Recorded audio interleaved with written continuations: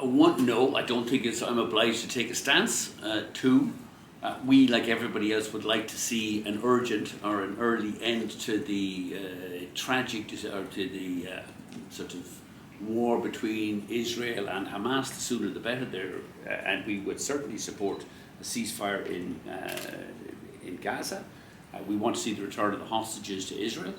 But we also want to see Putin thrown out of Ukraine, which is a market in which we used to fly in and want to go back to. So there are lots of conflicts in the world, and I don't think my opinion on any of those conflicts is, I'm not sure it's my job to make a statement on every conflict that goes on in the world.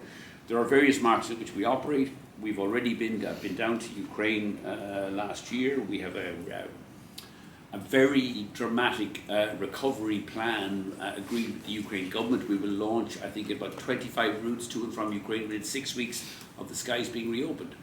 We have wanted to go back flying. We fly to Ben Gurion Airport in Jerusalem. We operate about 120 flights a week there. Before the violence broke out, we would want to go back flying there, carrying both Israeli and Palestinian citizens on our low-fare flights.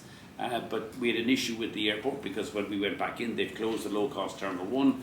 They're forcing us into the high-cost T3, and we said, look, we can't afford to pay those high costs. If you want to put us in T3, we want the T1 charges. All of those are relevant to the Ryanair business. Complaining about the cap at Dublin Airport is relevant to the Ryanair business, and I have bigger and more immediate fish to fry here, the Boeing delivery delays. So my job is to run Ryanair.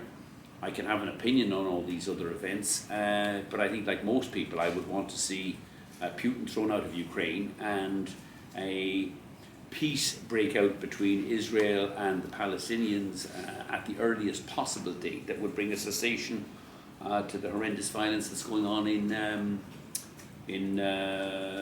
Gaza.